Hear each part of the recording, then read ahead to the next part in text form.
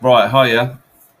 Just thought I would go into what's really going on in the housing market at the moment because there's a lot of clickbait, doom and gloom media out there. So we're going to have a look at the stats. So basically, these are all to do with the third week of January compared to the last 7 years.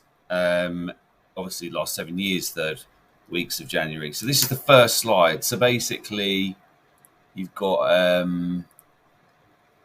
new listings. So as you can see, 32,521. There's more new properties coming to the market, which is effectively showing that we've got a transitioning market happening, which is that we're going from, in effect, a seller's market into a buyer's market. But you'll see on average, it's not massively higher than the last 7 years, as it were. This is the number of price changes. This is quite important statistic here because in effect is 105% more changes to prices this week, the 3rd of Jan, than there was to last year. And actually, on average, for the last 7 years, it's 55% higher. So it's showing that people are becoming more realistic to the sort of market. Then we've got the number of properties sold, which is a little bit low in the last 2 years, despite the market in its transition.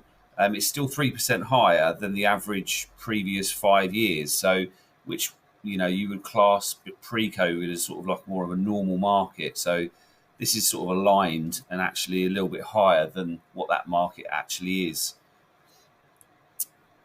So, national number of short fall throughs. Unfortunately, fall throughs do happen, and there's nothing that's ever going to stop that until we completely revamp our legal system. But the fall through levels are lower than they were the last 2 years, but they are about 27% higher than the previous 5 years.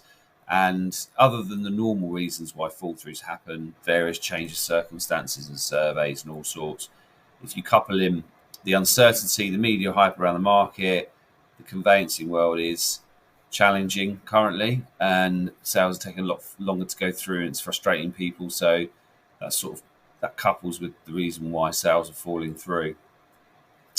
And the last slide is price changes in terms of the amount of properties on the market and what percentage of them have actually adjusted their price. It's over 50%, which on average, if you look over the previous 7 years, it's usually a third of properties have price strategy changes.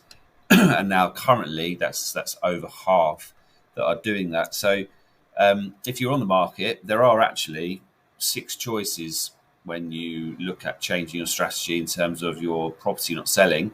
The price is the one of the 6 things. And if you want to know what the other 5 are, give me a call and we can have a chat about it.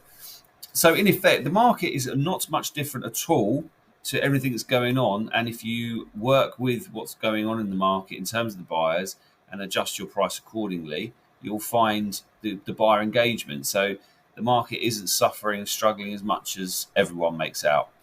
So that is that.